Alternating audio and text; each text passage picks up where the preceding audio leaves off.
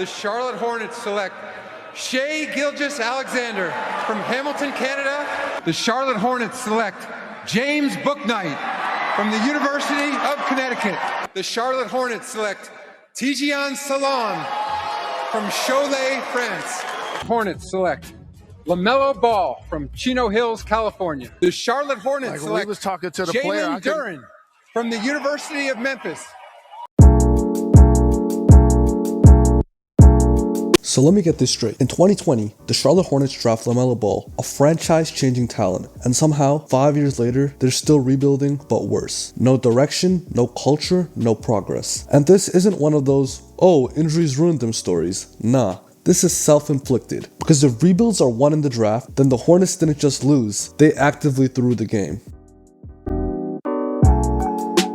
Let's start where every rebuild lives or dies, the draft. In 2020, they selected LaMelo Ball. LaMelo was a great pick, no debate. Elite passer, elite feel for the game, star upside. Charlotte finally found their franchise guy. But here's the first mistake. They treated drafting LaMelo like the hard part was over, but it wasn't. That was step one. In 2021, Charlotte had 2 first-round picks, so 2 chances to build around LaMelo. And what did they do? They drafted James Bouknight, 11th overall, who never even cracked the rotation, and then had off-court issues which completely ended any chance of his development. And the other first-round pick they had was Kai Jones, who was raw, unplayable, no fundamentals.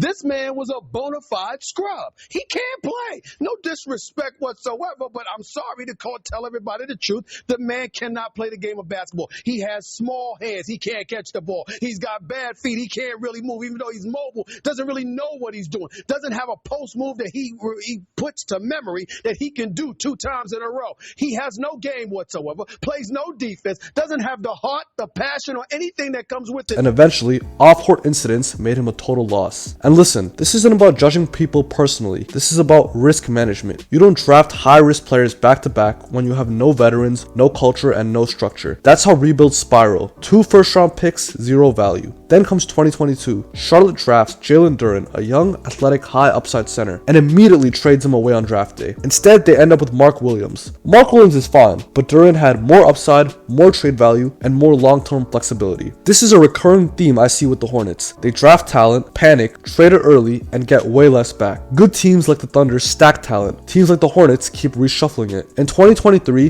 they finally hit on a pick. They drafted Brandon Miller. To be fair, Brandon Miller was a good pick. Real shooting, clean fit, actual NBA skill set. But let's be real, 1 good decision doesn't erase 3 bad drafts. It just proves they can do it. They just usually don't. In 2024, the worst of them all, Tijuan Salon at pick number 6. Extremely raw, not NBA ready, and no immediate role. At pick 6, you're supposed to lock in a contributor or draft upside with a clear plan. Tijuan had neither. If you watch this dude play, he don't even look like an NBA player. This wasn't a swing, it was a reach. And when you keep missing at the top of the draft, the rebuild doesn't stall, it sinks.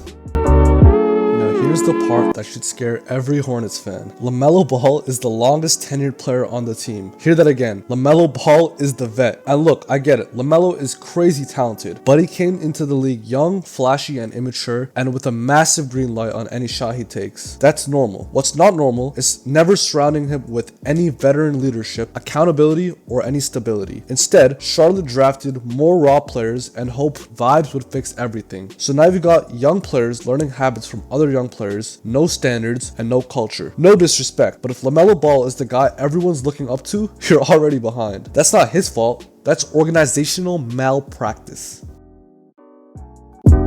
Another classic Hornets mistake is never choosing a lane. They're never tanking and they're never competing. They're just chasing the plane and calling it progress. Once the Hornets convinced themselves that they were close, they started protecting mediocrity. Instead of flipping guys like Terry Rozier when their value is high, they doubled down because hey, he helps us fight for the 10th seed, right? These are players who won't swing a playoff series, but they'll absolutely keep you good enough to stay stuck. Think of Vucevic for the Bulls. Charlotte chose short-term comfort over long-term upside. Here's the funniest part. Charlotte looked at being the 10th seed twice since drafting LaMelo and said, yeah, we're building something. No, you're not. You're not drafting high. You're not winning playoffs. You're not even making the playoffs, as a matter of fact. And you're not developing a real identity. You're stuck in NBA purgatory, and that's the worst place a franchise can be. Moreover, the front office consistently missed the sell-high window. Kelly Oubre was giving them 20 a night and had real league interest, and instead of flipping him for picks or young assets, they let him walk to the Sixers for nothing. That's rebuild malpractice. If you're not a contender, assets don't just walk, and Charlotte lets it happen over and over again, and because of that, they've been stuck in the middle for the past 15 years.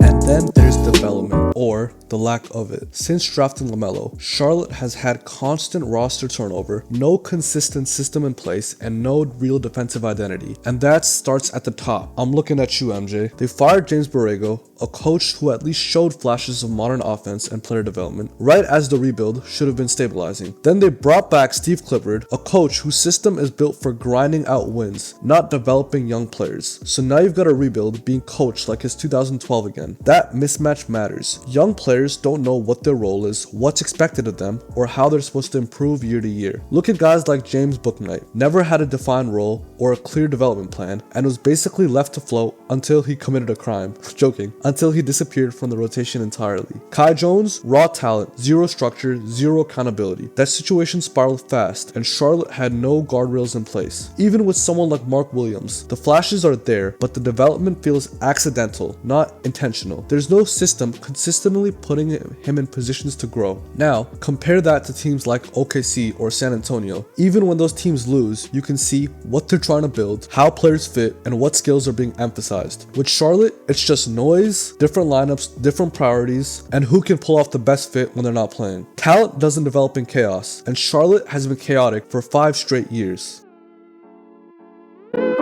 So ask yourself this, what are the Hornets actually good at? Because whatever it is, it should show up at least in the numbers. And it doesn't. Defense? Nope. Since LaMelo was drafted, the Hornets have finished bottom 5 in net rating multiple seasons in a row, which usually means one thing. They can't stop anybody on defense. There's no defensive backbone, no season-to-season carryover, no measurable improvement. If defense was ever a priority, the numbers never got the memo. Shooting-wise, they've been inconsistent. You'd think building around a pass-first star would mean committing to spacing and efficiency. Instead, their offensive impact swings wildly year to year, and again, the net rating reflects it. Outside of LaMelo's all-star season, they've been consistently negative overall, meaning whatever offense they generate gets erased on the other end, which means you're relying on shots falling and not anything sustainable. Development-wise, they're questionable at best. If the development was working, you'd expect a steady climb. Instead, since 2020, Charlotte's net rating has hovered near the bottom of the league, with one exception, LaMelo's all-star year, when he dragged them into relevance. And once LaMelo gets injured, as usual, right back to the bottom. That tells you everything. Leadership-wise, like I said before, non-existent, and this shows up in the data too. Young teams with leadership usually improve incrementally even when they lose. For example, look at the Wizards with Chris Middleton and CJ McCollum, whereas Charlotte, they've been ass, straight up. No internal standard means no statistical momentum. Outside of LaMelo's all-star season, the Hornets have been bottom 5 net rating throughout the rebuild. That's 4 years in, no upward trend, no foundation, no identity. Other teams rebuild with principles, and you can see it in the numbers. Charlotte rebuilds with vibes, and vibes don't show up in net rating, and vibes don't get wins. Bad teams improve slowly. Lost teams, like the Hornets, don't improve at all. And the numbers say Charlotte still doesn't know who they're trying to be. To conclude, the Hornets didn't fail because they lacked talent. They failed because they wasted their draft capital, ignored getting a culture, never built around their young star in LaMelo properly, and refused to commit in a real direction. The worst rebuilds aren't the ones that blow up spectacularly, they're the ones that quietly waste years and leave you wondering how nothing has ever changed.